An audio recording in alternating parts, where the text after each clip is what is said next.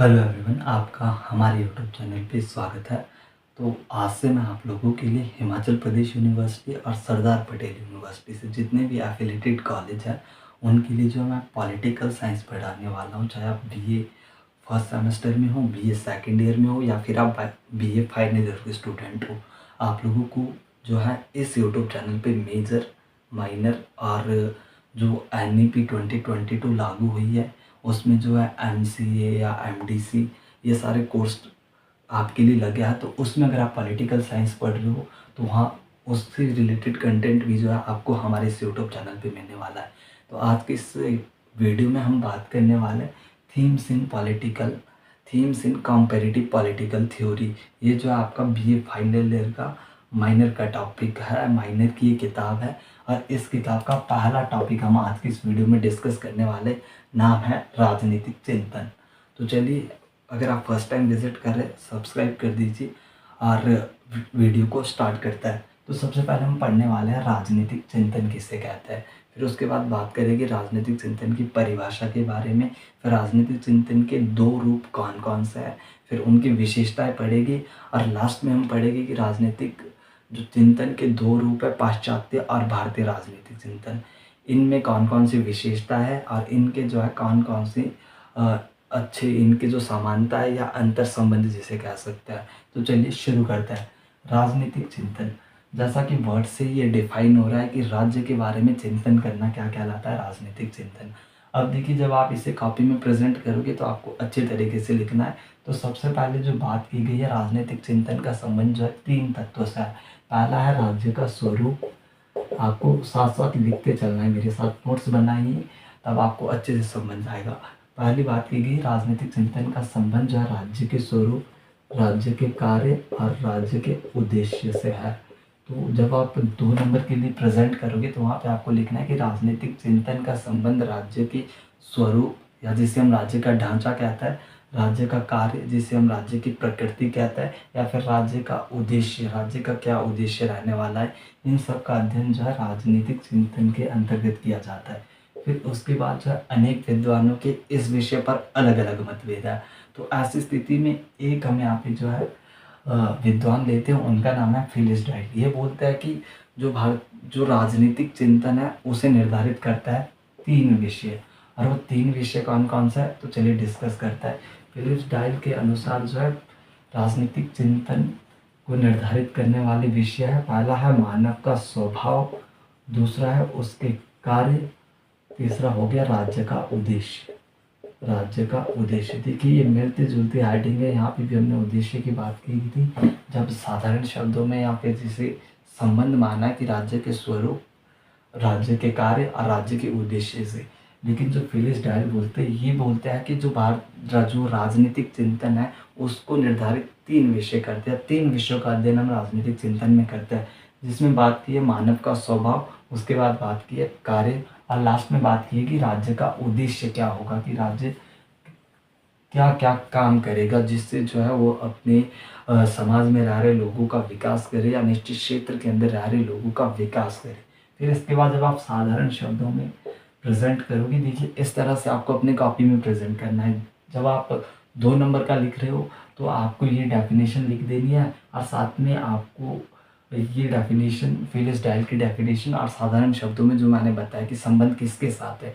लेकिन जब 5 नंबर के लिए कॉपी में प्रेजेंट कर रहे हो तो आपको लिखना पड़ेगा, क्योंकि आपको पता है पॉलिटिकल साइंस जो है एक लेंथी सब्जेक्ट है, वहाँ पे आपको पेज भरने के नंबर मिलता है।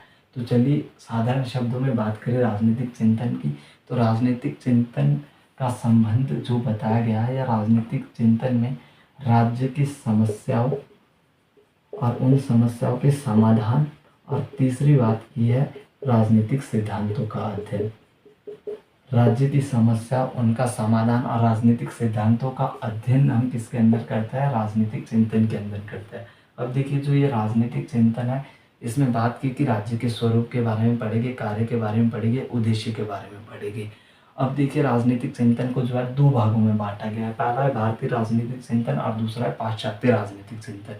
एक मेजर सा डिफरेंस आपको बता दूं, जो भारतीय राजनीतिक चिंतन है इसमें केवल और केवल भारत की चिंतकों का अध्ययन किया जाता है। जो पाश्चात्य राजनीतिक चिंतन है इसमें जो है फॉरेनर, जो फॉरेन के जैसे जे.एस. मिल हो गए, लॉस्की हो गए, रूसो हो गए, इन सब का अध्ययन किया जाता है। और दूसरी विशेषता मैं बता रहा हूँ इनकी, या फिर जिसे हम अंतर कहते हैं, जो भारतीय राजनीतिक चिंतन का आधार भारतीय राज व्यवस्था है, लेकिन जो पाश्चात्य राजनीतिक चिंतन का आधार जो है पाश्चात्य राज व्यवस्था है। तो चलिए अब जो है इनकी हम बात करेंगे विशेषताओं के बारे में, फीचर्स के बारे में। क्वेश्चन ये भी पूछा जाता है कि भारतीय राजनीतिक चिंतन की प्रकृति का वर्णन करें। जब प्रकृति की बात आएगी तो आपको जो विशेषता ही बतानी है, क्योंकि विशेषता और प्रकृति दो तरह से ये क्वेश्चन पूछा जाता है, आपको लिखनी उसमें केवल और केवल विशेषता है। तो शुरू करते हैं। जो पहली विशेषता है भारतीय राजनीतिक चिंतन की, वो है अध्यात्म पर आधारित। मैंने पहले ही बोला जो भारतीय राजनीतिक चिंतन है वो भारत की व्यवस्था पर आधारित है। तो भारत की व्यवस्था में जो है भारत को विश्व गुरु का है, अध्यात्म गुरु का है, जहाँ पे हमारे जो वेद पुराण ग्रंथ उपनिषद है वहाँ पे बात की गई है कि राजा के कर्तव्य, राजा के कार्य, जो राज्य के स्वरूप है, वो सारा जो है धर्म के आधार पर बताया गया। कि जहाँ पे बात की गई है कि राजा को जो है ज्ञान होना चाहिए, राजा को जो है एक निडर होना चाहिए, उसके पास कुशल सेना होनी चाहिए। ये जो है हमारे पुराणों में कहा गया है कि राजा के संबंध में जो है पुराणों में वर्णन किया गया राजनीतिक व्यवस्था के बारे में, भारतीय राजनीतिक व्यवस्था। फिर हम कह सकते हैं कि जो अध्यात्म पर आधारित ये राजनीतिक व्यवस्था है, जहाँ पे जो है जीवन के आकर्षण के साथ साथ जो है धार्मिक मूल्यों को भी स्थान दिया जाता है। फिर दूसरा हो गया राज्य और धर्म आपस में तालमेल रखते हैं।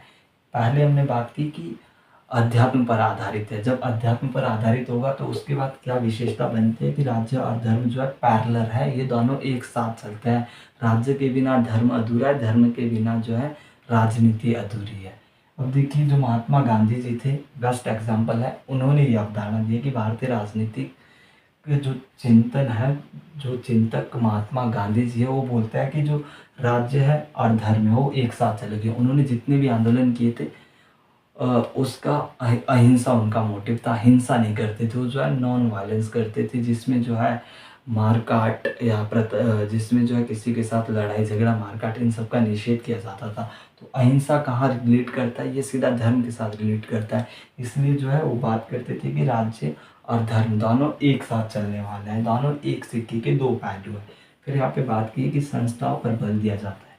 जो भारतीय राजनीतिक चिंतन की तीसरी विशेषता है वो है संस्थाओं पर बल देना। जो भारतीय राजनीतिक चिंतन में विचारक है उनका मानना था कि जो राजनीतिक संस्थाएं है वो राजनीतिक विचारों की अपेक्षा ज़्यादा क्रियान्वित रहती हैं, क्योंकि संस्था में जो है लोग मिलजुल कर काम करते हैं। जब मिलजुल कर काम करेंगे सहयोग बढ़ेगा, सहयोग के साथ जो है विचार खुद ब खुद क्रियान्वित हो जाएगी, विचार खुद ब खुद इम्प्लीमेंट हो जाएगी। इसलिए जो है उन्होंने संस्थाओं पर बल दिया है। फिर चौथी विशेषता है सामाजिक व्यवस्था का जो है राजनीति पर प्रभाव पड़ता है। देखिए लोग जो है किसी निश्चित भूभाग के अंदर रहते हैं, उसे राज्य कहा जाता है। अब देखिए राज्य में लोग जो है एक संगठित समाज के अंतर्गत रहते हैं। जब जब जो है इस समाज में परिवर्तन होगा राजनीति पे इसका प्रभाव पड़ेगा। अब देखिए उदाहरण के लिए जान लेते हैं, किसी निश्चित क्षेत्र के अंदर अगर बात करें पॉलिटिकल के लैंग्वेज में कहे तो भारत एक राज्य है, क्योंकि इसके पास निश्चित भूभाग है, जो 4 तत्व है वो इसके पास है। अगर भारत पे कोई आक्रमण हो जाता है, कोई भी भुखमरी आ जाती है, तो उस सामाजिक व्यवस्था में परिवर्तन होगा। अब देखिए जब भुखमरी आएगी तो शासन में खुद ब खुद जो है परिवर्तन हो जाएगा। कैसे हो जाएगा, सरकार जो है भारत के प्रति जो है या किसी निश्चित क्षेत्र के प्रति जो है ज़्यादा ध्यान रखेगी, उस क्षेत्र के प्रति उसका एक अलग नज़रिया रहेगा, उसे ज़्यादा सुविधाएं देगी। तो इसलिए कहा गया कि जब जब जो है व्यवस्था परिवर्तित हुई है राजनीति पर उसका प्रभाव पड़ा है। फिर इसके बाद बात की है पांचवी विशेषता राजा के संदर्भ में, जहाँ पे बात की गई है कि राजा के बारे में, जब राजा के बारे में बात करनी है तो उसमें जो है एक प्रसिद्ध विद्वान है कौटिल्य चाणक्य, उनका जो है अर्थशास्त्र नामक एक ग्रंथ है, उसमें उन्होंने बात की है राजा की शिक्षा के बारे में। दूसरी उन्होंने बात की है राजा की योग्यता के बारे में। तीसरी उन्होंने बात की है जो राज्य की दिनचर्या होगी। और चौथी बात की है वंशानुगत, कि वंश के आधार पर राजगद्दी या राज शासन चलेगा। अगर मान के चलिए किसी राजा के पास संतान नहीं है, ऐसी स्थिति में महामंत्री जो है राजा के पद पर बैठेगा। फिर उसके बाद जो शिक्षा की बात की गई है, शिक्षा में उन्होंने बोला था कि जब तक राजा का मुंडन नहीं होगा ना, उस राजा को तब तक जो है अंकगणित, अंकमाला और वर्णमाला का ज्ञान आना चाहिए। इसके अलावा वेद पुराण इन सब के बारे में उसे अच्छे से ज्ञान होना चाहिए, ये सब उन्होंने बात की थी। और फिर जो उनकी दिनचर्या थी राजा की, उसे जो है एक दिन को 8 भागों में विभाजित किया है, जिसे हम 8 खंड कहेंगे या फिर 8 कालखंड कहेंगे। 8 इसमें जो है पहले बताया गया था कि इस समय जो है राजा को ये काम करना पड़ेगा। राजा जो है 8 उसका जो पूरा दिन है उसे डिवाइड किया गया था। तो ये राजा के संदर्भ में भारतीय राजनीतिक चिंतन कहता है। फिर दंड व्यवस्था का प्रावधान किया गया था। दंड व्यवस्था बहुत कठोर थी और जिसमें जो है 2 तरह की, पहला है सिविल मुकदमे और दूसरा हो गया फौजदारी। ये आपको लिख लेना है, सिविल और फौजदारी, ये 2 तरह के कानून उस वक्त बने थे। इन 2 तरह के कानूनों के उस वक्त दंड व्यवस्था का प्रावधान किया गया था। एक बार फिर से रिकॉल करते हैं। सबसे पहले जो है अध्यात्म पर आधारित है। फिर दूसरी बात की गई थी कि राज्य और धर्म जो है तालमेल इनके बीच बना रहता है। संस्थाओं पर अधिक बल दिया जाता था। राजनीतिक व्यवस्था को जो है राजनीतिक व्यवस्था पर राज्य का प्रभाव पड़ता है या समाज का प्रभाव पड़ता है। फिर राजा के संदर्भ में बात की है और लास्ट में बोला गया है कि दंड व्यवस्था किस तरह की उस वक्त थी।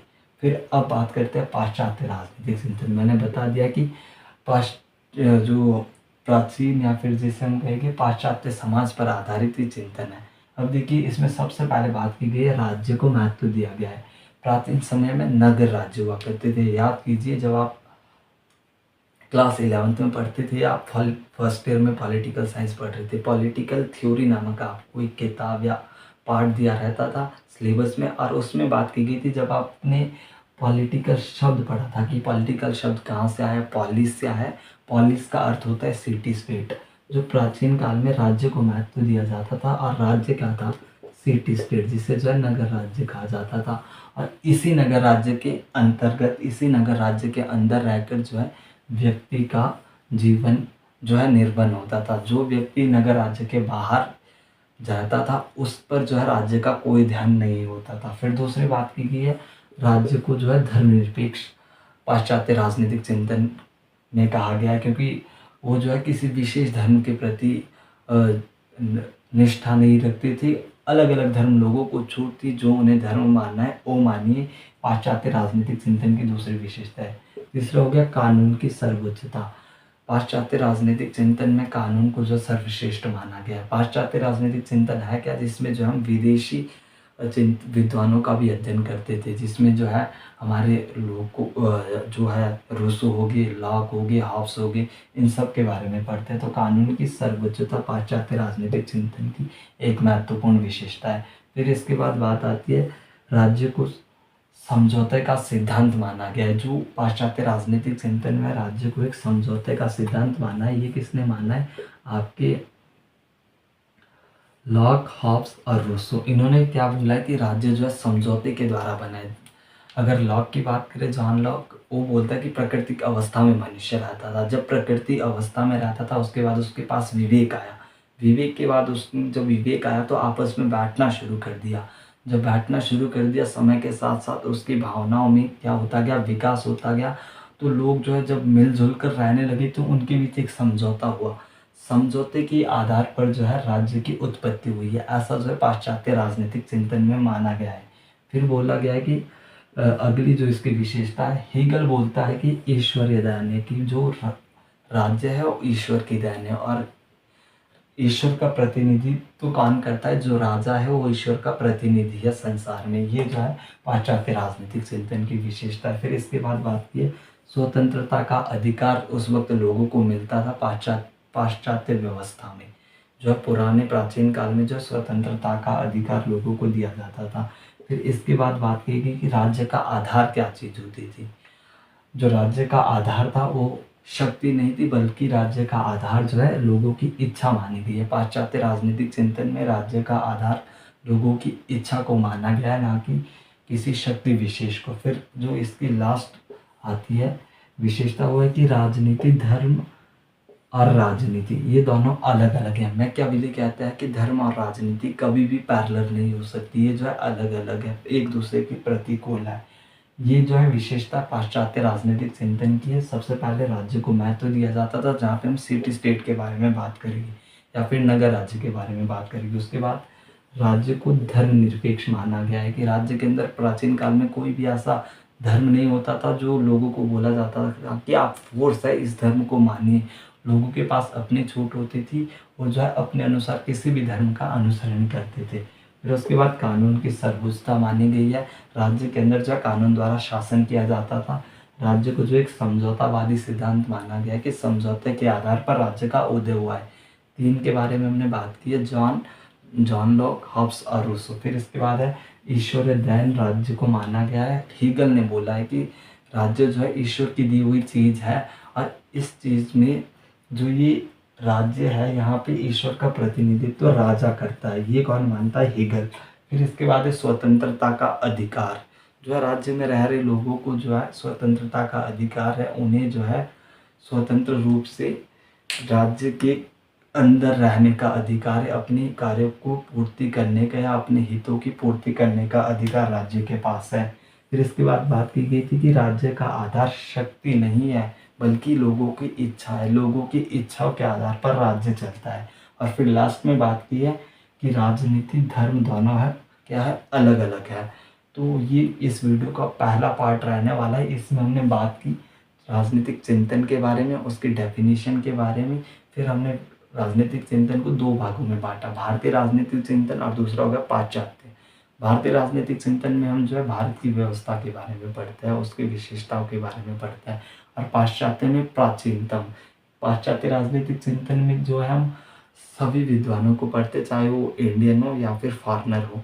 लेकिन जो आपका भारतीय राजनीतिक चिंतन है इसमें केवल और केवल भारतीयों को पढ़ा जाता है। तो ये इस वीडियो का पार्ट, इस लेक्चर का पार्ट ए था। पार्ट बी में हम बात करेंगे भारतीय और पाश्चात्य राजनीतिक चिंतन में क्या संबंध है और लास्ट में हम पढ़ेंगे अंतर के बारे में। तो आप बताइए वीडियो आपको कैसी लगी हो। अगर इन्फॉर्मेटिव लगी हो तो प्लीज़ एक प्यारा सा कमेंट कर दीजिए और इसी तरह के इन्फॉर्मेटिव वीडियोज़ के लिए बने रहिए। धन्यवाद।